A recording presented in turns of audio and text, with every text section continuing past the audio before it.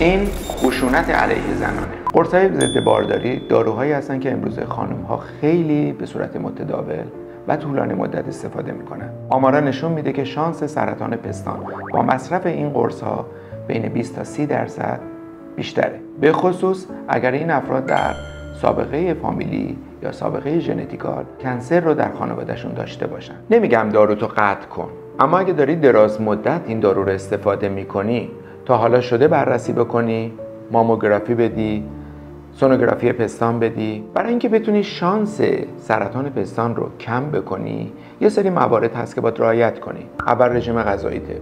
باید رژیم‌های غذایی کم چرب داشته باشی، فیبر بیشتری داشته باشی. باید وزنت رو در یه حد متعادل نگه داری. اگر چاق هستی حتما باید وزنت رو کم کنی و تا یه وزن نرمال خودتو برسونی. تحرکتو بیشتر کنی، ورزش بکنی. بعضی از داروها مثل ویتامین ای ممکنه کمک کننده باشه. در نهایت اگر امکان پذیر هست، یک روش دیگر رو جایگزین این قرص‌های هورمونی بکن.